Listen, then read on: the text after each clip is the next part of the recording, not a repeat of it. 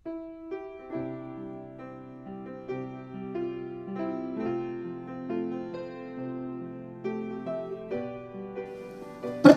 kepada Tuhan Yesus yang memegang kendali. Sebenarnya dalam hidup ini, kita seringkali tidak punya kendali atas hidup kita. Misalnya, ketika kita melakukan perjalanan dengan pesawat terbang, sebenarnya di saat itu, kita menyerahkan kendali sepenuhnya pada pilot pesawat tersebut. Tidak ada yang dapat kita perbuat lagi untuk perjalanan pesawat tersebut. Begitu kita memilih untuk masuk ke kabin pesawat dan menunggu untuk take off. Begitu juga selama perjalanan dengan pesawat itu. Sepenuhnya kita dan semua penumpang lainnya harus mempercayakan diri kita kepada pilot untuk membawa kita ke tujuan dengan selamat. Sama halnya ketika seorang pasien harus dioperasi dan ia menyetujui dokter di rumah sakit itu untuk melakukannya. Maka ketika hal itu terjadi, ia kemudian dibius dan menyerahkan sepenuhnya kendali kepada dokter bedah, dokter anestesi, beserta semua tenaga medis lainnya yang terlibat dalam operasi itu. Ia tidak mungkin bernegosiasi di tengah operasi dengan para dokter. Sebelum dioperasi, ia telah diberikan informasi yang diperlukan, lalu ia menyetujuinya. Maka setelah itu, tidak ada lagi yang dapat ia lakukan kecuali mempercayakan sepenuhnya hidupnya kepada para dokter.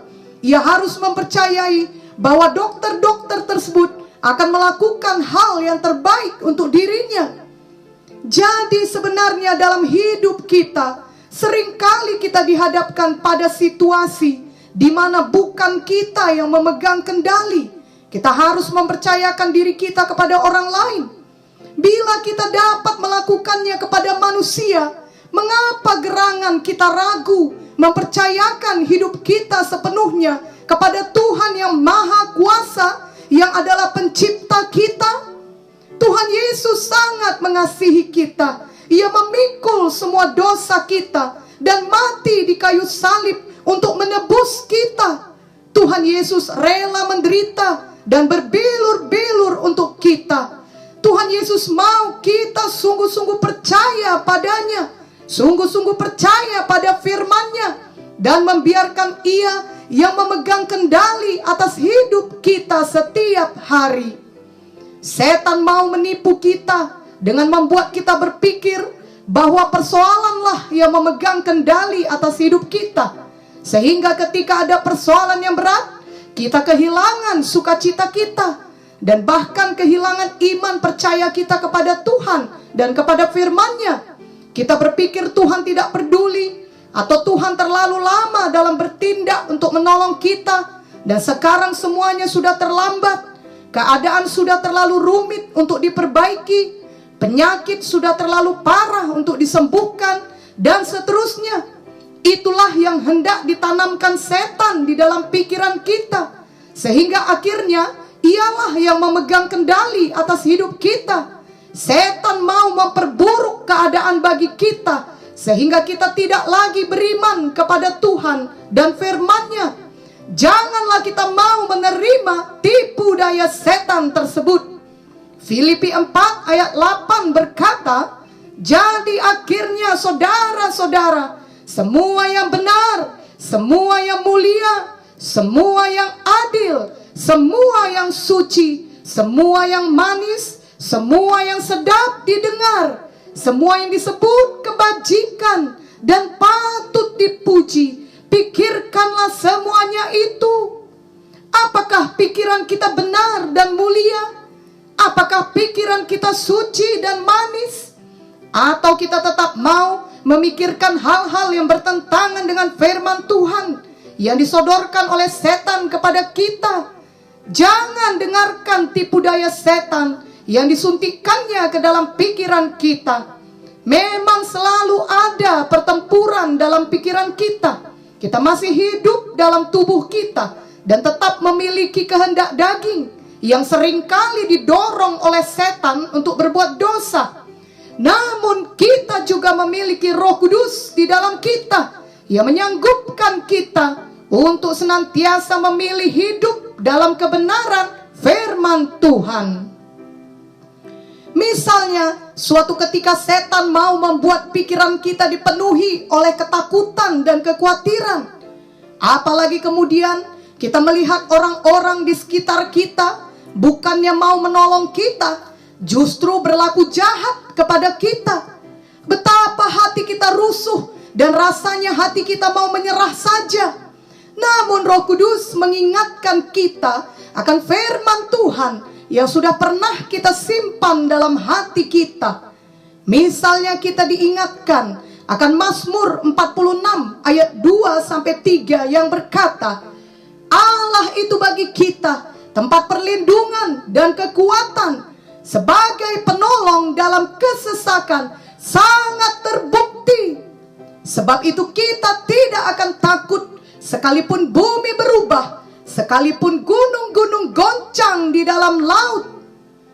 Maka biarlah hati kita dan pikiran kita bersetuju dengan apa kata Roh Kudus, apa kata firman Tuhan. Hati kita tidak lagi takut dan khawatir, karena kita tahu sekalipun bumi berubah, Tuhan adalah pelindung kita dan penolong kita. Tuhan tetap memegang kendali atas hidup kita.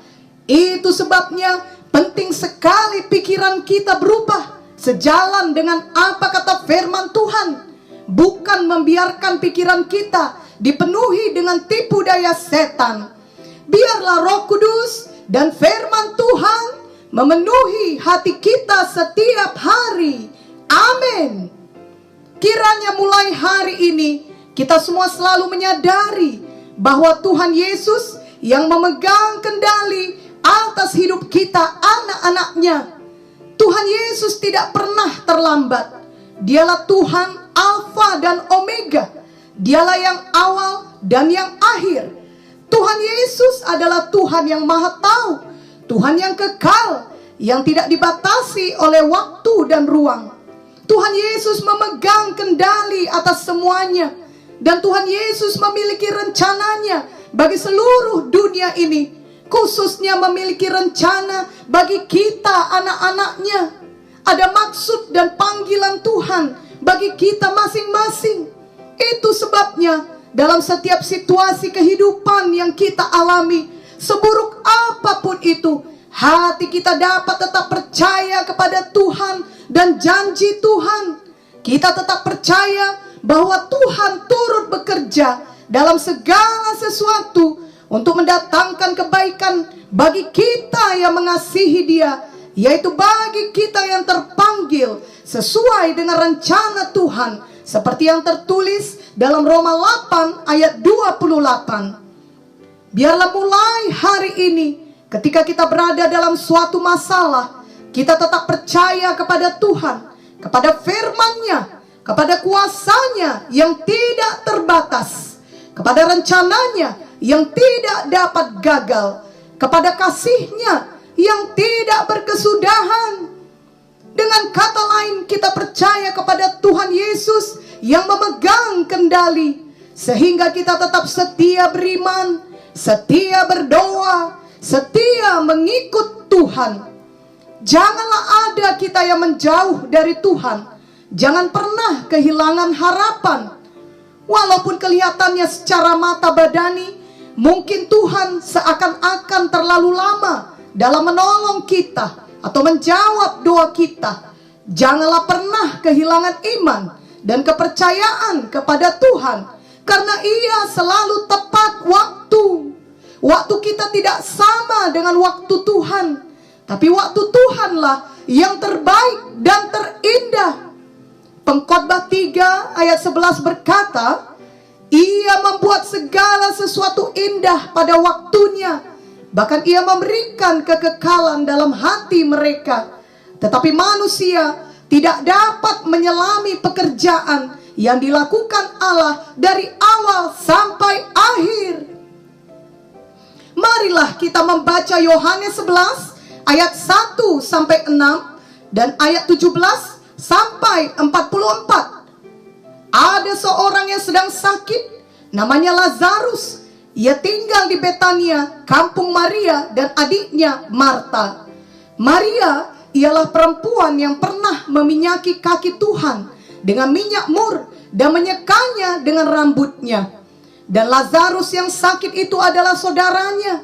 Kedua perempuan itu mengirim kabar kepada Yesus, Tuhan, dia yang engkau kasihi sakit. Ketika Yesus mendengar kabar itu, ia berkata, penyakit itu tidak akan membawa kematian, tetapi akan menyatakan kemuliaan Allah. Sebab oleh penyakit itu, anak Allah akan dimuliakan. Yesus memang mengasihi Marta dan kakaknya dan Lazarus. Namun setelah didengarnya bahwa Lazarus sakit, ia sengaja tinggal 2 hari lagi di tempat di mana ia berada. Maka ketika Yesus tiba, didapatinya Lazarus telah 4 hari berbaring di dalam kubur. Betania terletak dekat Yerusalem, kira-kira 2 mil jauhnya. Di situ banyak orang Yahudi telah datang kepada Marta dan Maria untuk menghibur mereka berhubung dengan kematian saudaranya. Ketika Marta mendengar bahwa Yesus datang, ia pergi mendapatkannya. Tapi Maria tinggal di rumah.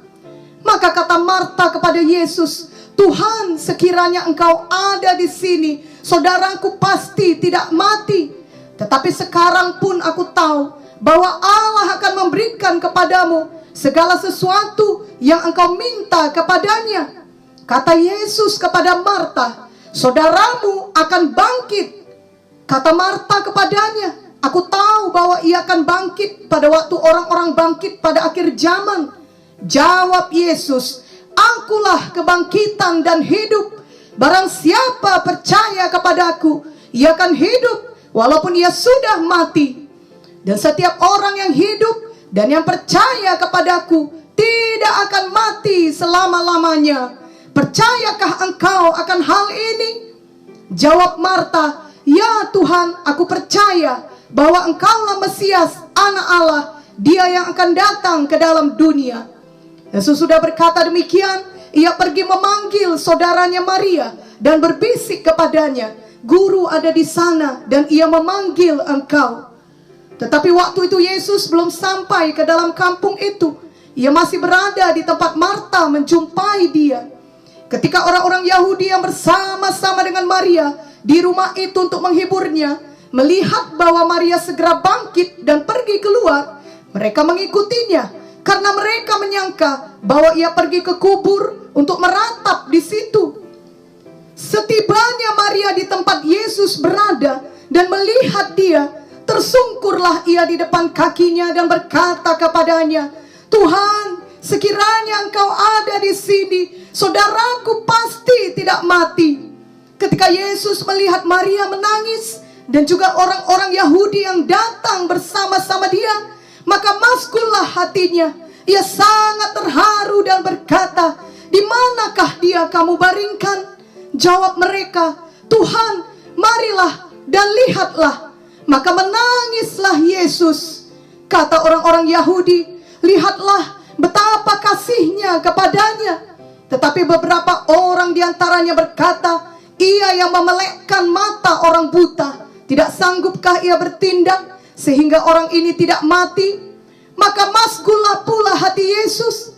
Lalu ia pergi ke kubur itu. Kubur itu adalah sebuah gua yang ditutup dengan batu. Kata Yesus, angkat batu itu. Marta, saudara orang yang meninggal itu berkata kepadanya, Tuhan, ia sudah berbau, sebab sudah 4 hari ia mati. Jawab Yesus, bukankah sudah kukatakan kepadamu, jikalau engkau percaya, engkau akan melihat kemuliaan Allah. Maka mereka mengangkat batu itu. Lalu Yesus menengadah ke atas dan berkata, Bapa, aku mengucap syukur kepadamu karena engkau telah mendengarkan aku. Aku tahu bahwa engkau selalu mendengarkan aku, tetapi oleh karena orang banyak yang berdiri di sini mengelilingi aku mengatakannya supaya mereka percaya bahwa engkaulah yang telah mengutus aku. Dan sesudah berkata demikian, berserulah ia dengan suara keras, Lazarus, marilah keluar. orang yang telah mati itu datang keluar. Kaki dan tangannya masih terikat dengan kain kapan dan mukanya tertutup dengan kain peluh. Kata Yesus kepada mereka, bukalah kain-kain itu dan biarkan ia pergi. Dari ayat di atas kita tahu bahwa ketika Lazarus jatuh sakit, saudarinya mengirim kabar tersebut kepada Tuhan Yesus dengan harapan ia akan segera datang untuk menyembuhkan Lazarus. Tapi kita tahu Tuhan Yesus justru tinggal 2 hari lagi di tempatnya sebelum akhirnya ia menuju tempat Lazarus. Maka ketika Tuhan Yesus tiba, Lazarus telah 4 hari berbaring dalam kubur.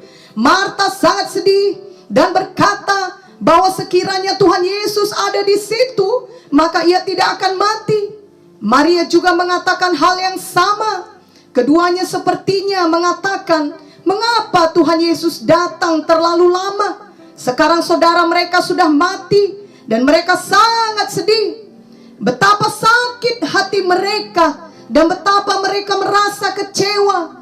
Namun apa yang tidak diketahui Marta dan Maria adalah walau kelihatannya Tuhan Yesus terlalu lama datang, namun sebenarnya Tuhan Yesus datang pada waktu yang tepat. Tuhan Yesus selalu memegang kendali. Tuhan Yesus selalu mempunyai rencana melebihi dari apa yang dapat kita pikirkan. Ia dapat membuka jalan di mana tiada jalan. Tidak ada yang mustahil baginya. Dan dalam hal ini ia dapat membangkitkan orang mati. Tuhan Yesus kemudian berdoa dan memanggil nama Lazarus. Lalu Lazarus pun datang keluar dari kuburnya dan hidup kembali. Kisah ini mengajari kita bahwa dalam situasi yang sangat menyedihkan, situasi yang sangat tragis sekalipun, marilah kita tetap percaya kepada Tuhan Yesus yang memegang kendali. Ketika kita sedang mengalami kesedihan yang mendalam, seperti yang dialami Marta dan Maria, ataupun keadaan sulit lainnya, tetaplah pandang kepada kuasa Tuhan, kepada kuasa firman-Nya. Maka kita akan baik-baik saja. Sebab akan selalu ada jalan keluar dari Tuhan, penghiburan dari Tuhan, kekuatan dari Tuhan untuk menolong kita di dalam menghadapi keadaan kita tersebut. Jangan lagi pernah berpikir bahwa keadaan sudah menjadi di luar kendali, tidak mungkin lagi dipulihkan Tuhan, seperti yang dipikirkan Marta dan Maria, yakni keadaan sudah di luar kendali, di mana Lazarus sudah mati, tidak mungkin dilakukan apapun lagi kepadanya. Tetapi bersama Tuhan, keadaan tidak pernah di luar kendali, karena Tuhan kitalah yang memegang kendali atas semuanya. Tidak ada yang dapat menggagalkan rencananya. Ayub 42 ayat 2 berkata, aku tahu bahwa engkau sanggup melakukan segala sesuatu dan tidak ada rencanamu yang gagal. Berapa lama pun waktunya bagi kita anak-anak Tuhan, seluruh hidup kita ada dalam kendali Tuhan. Apapun keadaan yang terjadi di seluruh dunia ini, dan apapun keadaan yang terjadi atas kita, tidak ada yang dapat menggagalkan rencana Tuhan atas hidup kita. Itu sebabnya kita tidak mau kehilangan harapan, apalagi kehilangan iman. Tetapi kita justru semakin sungguh-sungguh belajar firman Tuhan dan bersandar hanya kepada firman Tuhan. Tiap-tiap hari kita terus mendeklarasikan firman Tuhan, yang berarti mendeklarasikan iman kita. Kita tahu bahwa pertolongan Tuhan Yesus bagi kita tidak pernah terlambat. Dalam kesesakan dan keberatan sekalipun, Tuhan Yesus tidak pernah meninggalkan kita. Dan bila Tuhan Yesus kelihatannya datang lebih lama dari keinginan kita, ingatlah bahwa ada rencana Tuhan yang jauh lebih baik, melebihi apa yang dapat kita pikirkan. Jangan memaksakan waktu kita, cara kita, dan keinginan kita.